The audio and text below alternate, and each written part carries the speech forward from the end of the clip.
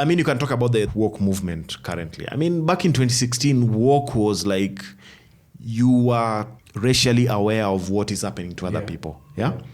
And if you are black, being woke meant like there are things that you see and you don't, maybe other people won't agree with them. Other people won't see them in the same way. But then you are like, okay, he listens to underground rap, something of the sort. He knows these particular names in underground rap. That guy he's really woke, yeah? Or he's read the works of Frantz Fanon or, I don't know, some other radical black thinkers of the time, yeah? And you're just like, this guy, like, he's really aware of what is happening. But then, like, within a very short period, and then all the solidarity from these groups, they come in, and within a year or two, wokeness is now something nobody even wants to be associated with anymore. Because it's gone literally off the rails. And mix that with the cancel culture and everything, and you're like, this is not what people who are arguing for wokeness actually meant. And you say something, he said something, that brother is woke. Right now, wokeness simply means something entirely different. Yeah, it basically means you've just gone off the deep end. The funny thing is sometimes if as a black person, you might even find somebody telling you are not woke because you hold a particular view or a different view, and somebody tells you are not woke, and you're like, okay, interesting. Yeah. It's quite interesting. Hollywood, actually, white Hollywood, they played quite a big part in making wokeness seem ridiculous. Because you see, as you said, wokeness was about being you're racially aware, you're also aware of the kind of injustices people face, minorities face. Exactly. But white Hollywood, when you look at how Hollywood, they used to make woke characters seem, they basically seemed as what you're saying right now, what woke is right now. These people have gone off the deep end. So that became, and when you look at American society, the ideas, a lot of it comes from what they see on TV or on the screen. So the woke African American became sort of a joke. Yeah. Boondocks is actually, there's Boondocks. Yeah. There's one woke character in there. Don't you say Boondocks. There's one woke character in there, I forget his name. But when you see the Obama parody, Du Bois. I don't know his name, but he's also a kid. The woke, the one who he woke wears in the old sense. No, woke in what white Hollywood wanted to turn woke Riley? into. Riley was the normal woke. There was this kid who used to wear African attire.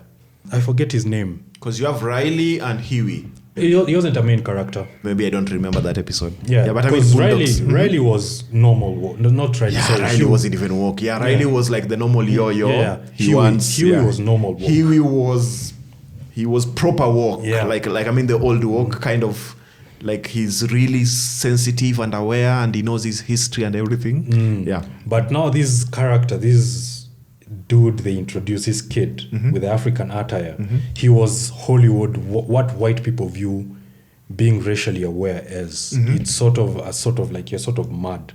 Yeah, you're talking nonsense. Yeah. You give him a glass of orange juice, he tells you how that is a form of white supremacy. Basically turning it into a joke. Yeah. And slowly... And then it loses its power, basically its the value, gets its meaning. Lost. Yeah, exactly. So when an actual woke person or an African American talks about a pressing issue, they parody it. Yeah. Because the idea of wokeness is you've lost your mind. Yeah. Yeah. But my beef with white liberals is I don't like how they use minorities as tokens. And tokenism. We see it in every single election. Come look at, what's her name, when Clinton lost. Very many white liberals were quick to blame minorities. They told minorities, because a lot of you did not go vote, enjoy fascism. Yeah. Which is, to me, I thought that was very demeaning. Because I think African Americans, all minorities, were more than just a vote. Yeah. You were talking about wokeness, I think. Yeah. Hope you still have... The kid I was talking about. Dewey Jenkins. Yeah. Basically. Okay. Maybe it's in season 3? Yeah. He shows up for like an episode or 2. I think I watched season 1 and 2 completely, and then season 3 I only watched a couple of episodes. But I mean, Boondocks was brilliant. Yeah, Boondocks is brilliant. The parody and all that. And I think it's one of those shows anyone from a different race cannot make.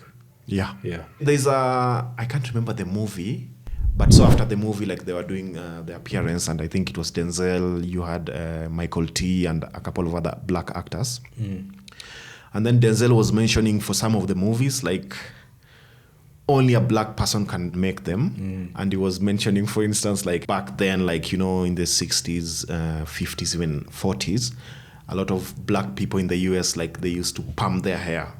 Oh, yeah. Yeah. And sometimes like with a relaxer and all that. Before now, the Black is Bold and Black is Beautiful movement with the Black Panthers in the 60s came. And then the Afros were all out. And so like in that part, like every Sunday morning when you're going to church, you use like a hot iron and you do it like... And so he was doing that like on that clip. So why did he need a black director? Could a white director not have... It's not color, it's culture.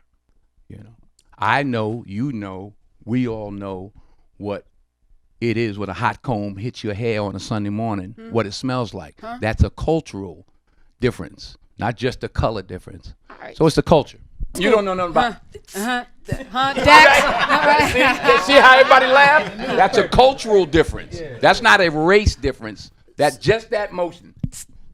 That's all I gotta say, right? I know what a hot comb is. Okay. All right. And it was just like, some of those things are so cultural. Yeah, like you just can't... Somebody who's never done that and hasn't grown in any household that has done such a thing, they just won't know what is happening. Yeah, it's the same reason when you look at the best mafia movies, they're made by an Italian. Yeah. Because it's culture. It's very strongly cultural. Yeah. Steven Spielberg did Schindler's List. Martin Scorsese did Goodfellas, right? Steven Spielberg could direct Goodfellas. Martin Scorsese probably could have done a good job with Schindler's List, but there are cultural differences. For me, like just watching Boondocks was, you are learning a lot also. Like, I mean, we are African, we are Kenyans. And the way they parody like the African American culture themselves, and also like some other brilliant thing, like, you know, the actress Regina. Is it Regina King? Regina King. Yeah. Like, I was really surprised when I was reading one time about Boondocks and all that. Like, she did both Huey and Riley. Yeah. And I was like, no way. Try to listen to it later and you're like, okay, she was doing both voices differently. How about I just give you Riley? Okay. Yeah. All right. Okay. We'll just do one. Okay. Hey, it's Riley up in this beezy, yo. You know, I mean, it's Regina King. She's astounding. She does this amazing thing where she goes back and forth between the voices, and you know, she's the only one who could possibly pull that off, and I think she just does a fantastic job at both characters. Oh, come on, Granddad. She's not a kung fu master. She's crazy. Shit. Watch when you go to sleep. I bet she have a gang of niggas up in here to rob us. That ain't a good look, Granddad. Regina King is a remarkable actress. We know this. We've seen it from her on-camera work. What I didn't know and what I learned during this particular production was how good she is at voiceover work.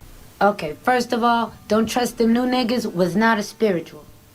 We could just do a little research and look it up. I don't know, pick up a book.